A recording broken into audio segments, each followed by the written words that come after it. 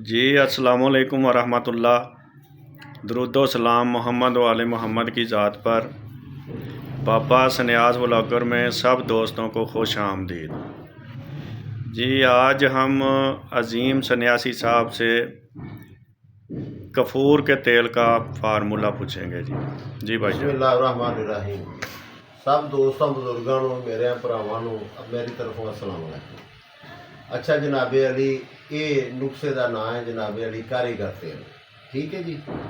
ये कारीगर तेल दे तुसी फायदे ते जिन्ना जिन्ना काम अहां कीता है जिहड़ा अगों करोगे वो सानूं जरूर दस्सिया जी। इंशाअल्लाह असीं तुहानूं पूरा बयान कर देंगे। 35 तोले तुसां सब तो पहलों सुरख मिर्च डंडी वाली जिहड़ी है ना अपने कोल रख लैनी। 50 तोले 5 तोले तुसां लैना जनाबे अली मगा। इन्हां दोवां नूं अच्छे तरीके नाल बरीक पाउडर करके कोल रख लेना। सब तो पहलों यह गल। उस तो बाद जनाबे अली 2 तोले तुसां कपूर लैना और 2 तोले लैने। ये जिहड़ी रगड़ी हुई तुहाडी कपड़ छाल होई होवे वधिया बेहतरीन, इनू खूब खरल करना। डंडी वाली मिर्च जिहड़ी गोल है ना ये नहीं भुलना। ये जनाबे अली साने बीआं खाली खोल नहीं ले लैने, ਇਹਦਾ मगज नाल होवे। सारे नूं बिल्कुल बरीक कपड़ छन कर लेना।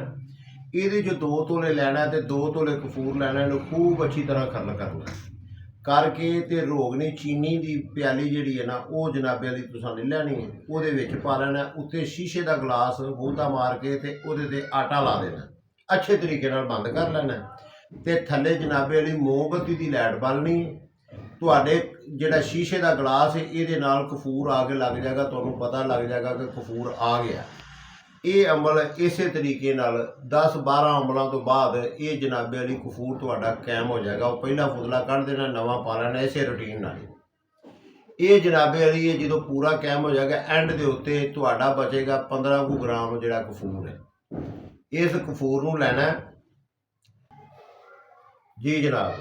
ये मुकम्मल तुसां 20 अग्गां देनियां ने जी जनाब। ये 20 अग्गां तक इंशाअल्लाह पूरा मुकम्मल कायम हो जाएगा।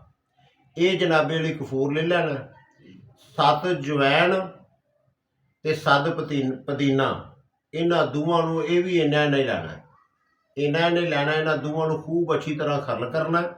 खरल करके तो इन्हूं तशवीया देना, हल्के हल्के तशवीए दे के ते इन्हूं जनाबे अली तुहां हुण ले लैना सिंबल फार। वो भी जनाबे अली इन्ने ही वजन दे लैना जिन्नियां जिन्नियां तिन्ने चीज़ां ने। ये सिंबल फार की डली नूं जनाबे अली पाना, तुसां थोड़ा थोड़ा तेल लाना, इन्हूं तशवीए देने ने, छोटे छोटे तशवीए देने ने। ये मोम होने की शक्ल च आ जाएगा। तेल उन्ना इस्तेमाल करना जिन्ने जिन्ने नाल काम हो जाए। ये जनाबे अली फिर जो वो मोम होना शुरू होए फिर निक्के निक्के पीस लैके तो फिर उस तेल च खरल करने शुरू कर देने ने। खरल करके तशवीए देने ने, तशवीए देने ने हत्ता कि ये दोवें तिन्ने चीज़ां ही तेल हो जाएंगियां। इतों तक इंशाअल्लाह ताला नुस्खा मुकम्मल होंदा है। ये करके वेखो, इनू अगों जितों तक ले जाना ले जाके तो सानू ये काम करके तो विखाओ। अल्लाह ताला तुहाडे ते खैर करे। जनाबे अली मेरा टैलीफोन नंबर है 0303 45 30 544। ये वीडियो नू बार बार वेख के ते जनाबे अली तुसी अपना काम करो। ये हुंदा है कारीगर तेल बनदा जी।